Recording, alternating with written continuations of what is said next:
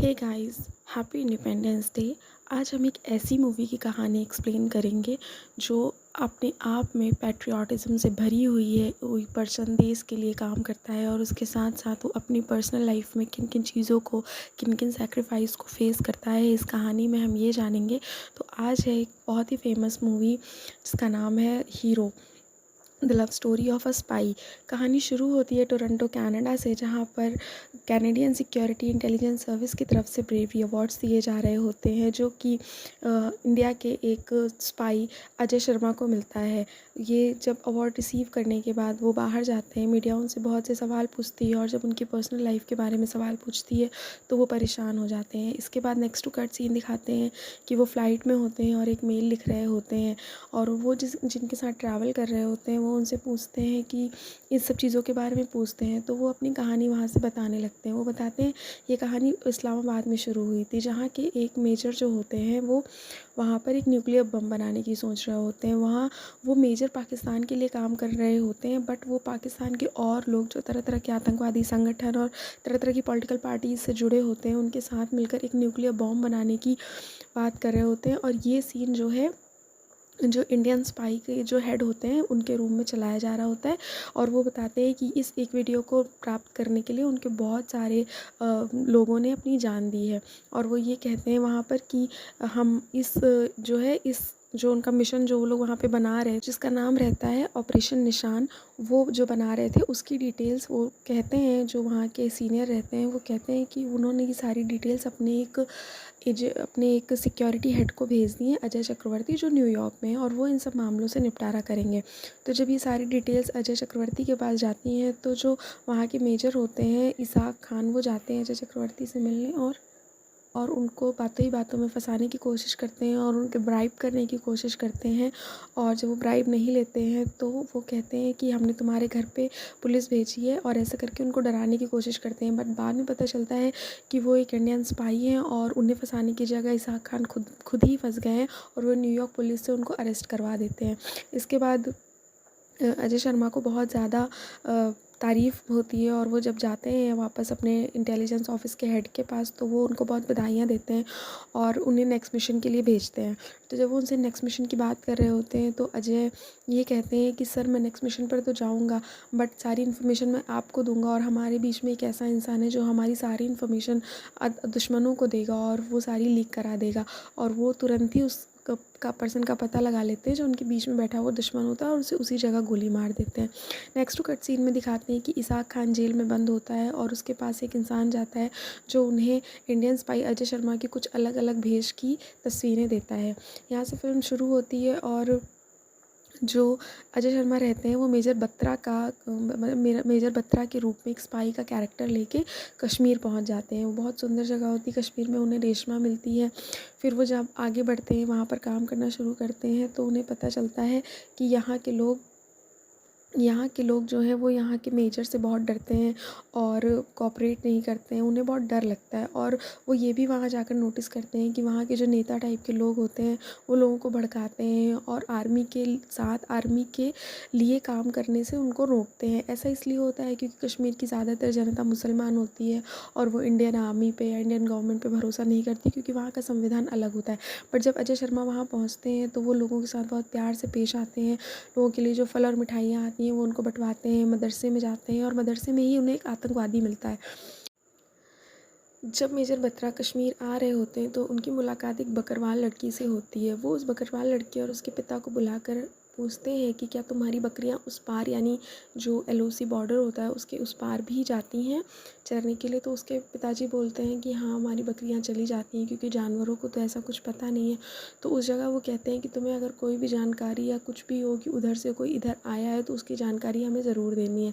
इस बात को वो लड़की बहुत बखूबी समझती है। इस बात की जानकारी मेजर बत्रा को देने लगती है और फिर वो मेजर बत्रा उस लड़की के लिए धीरे धीरे कपड़े और बालियाँ लाते हैं, जिन्हें वो लड़की पहनकर उन्हें दिखाती है और वो उनकी तरफ अट्रैक्ट हो जाती है। इसके बाद उन्हें खबर मिलती है कि कुछ उस तरफ से लोग आए हैं और वो इन्फॉर्मेशन रेशमा की तरफ से ही उनको मिलती है। तो वो जाते हैं उन गुंडों को मारने और वहाँ पर बर्फ़ में एक बम फूट जाता है, जिसकी वजह से स्लाइड हो जाता है और मेजर बत्रा उस बर्फ़ में दब जाते हैं। उस बर्फ़ से उन्हें बचाती है रेशमा। रात भर उनको उनके पास आग जलाती है, और रात भर उनके पास आग जलाती है, उनके हाथ पाँव सेकती है, जिससे उनकी जान बच जाती है। और इसी जगह पर मेजर बत्रा को भी रेशमा से प्यार हो जाता है। उसके बाद नेक्स्ट टू कट सीन में दिखाते हैं कि एक पर्सन मेजर बत्रा से बताता है कि पाकिस्तान के एक कर्नल होते हैं, उनके वहाँ से आ रही इन्फॉर्मेशन को अब उन तक नहीं पहुँचाया जा सकता है, क्योंकि जो पर्सन उन तक इन्फॉर्मेशन पहुँचाता था उसको उन लोगों ने अपने घर से काम से निकाल दिया है।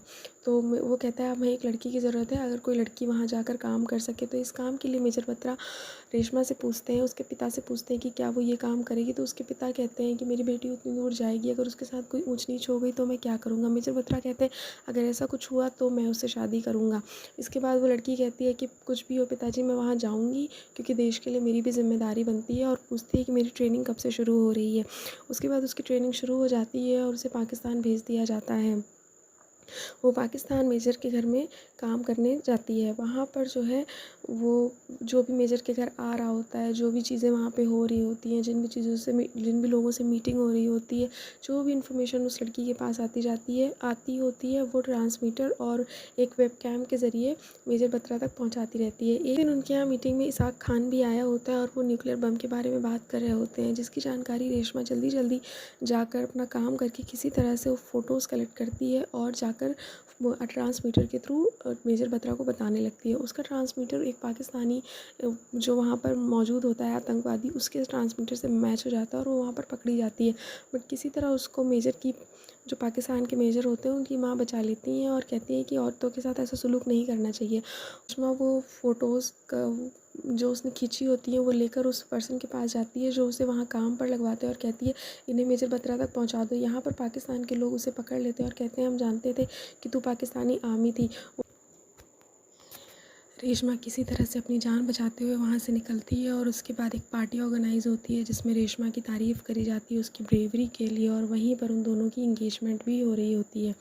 उन दोनों की इंगेजमेंट हो जाती है, वो लोग रिंग्स एक्सचेंज कर लेते हैं। उसके बाद इसाक खान का फ़ोन आता है और वो कहता है जिस तरह तुमने मेरा प्लान बर्बाद किया मैं भी तुम्हें बर्बाद कर रहा हूँ, और वेन्यू जहाँ पर उनकी इंगेजमेंट हो रही होती है वहाँ पर वो ब्लास्ट करा देता है।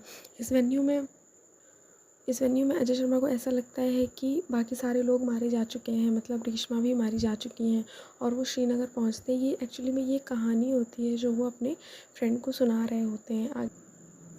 इसके बाद रेशमा द्वारा भेजी गई फ़ोटो के अनुसार उनको पता चल जाता है कि इसाक खान जेल से बाहर आ गया है, पाकिस्तान में है।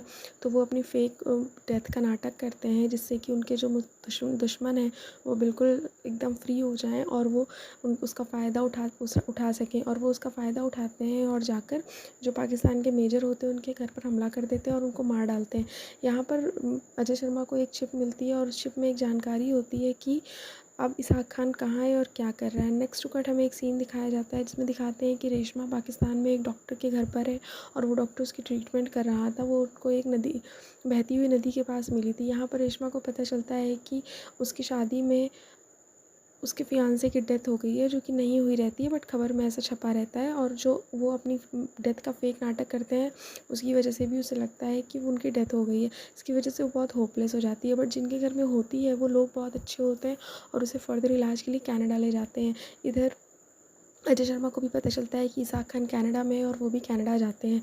कनाडा जाने के बाद रेशमा के साथ जो पर्सन होता है जो उसकी टेक केयर कर रहा होता है वो उसका बहुत अच्छे से इलाज कराता है, और इधर अजय शर्मा भी इसाक खान को ढूंढने में लग जाते हैं। धीरे धीरे करके उन्हें इसाक खान का पता चल जाता है, बट वो बैरली उनके हाथ आते आते बच जाता है। रेशमा को अजय शर्मा एक मॉल में दिखते हैं और वो सलमान से कहती हैं कि मुझे वो यहीं दिखे, बट वो कहता है कि नहीं वो इंडिया में है, उनकी डेथ हो चुकी है, वो यहाँ से बहुत दूर है।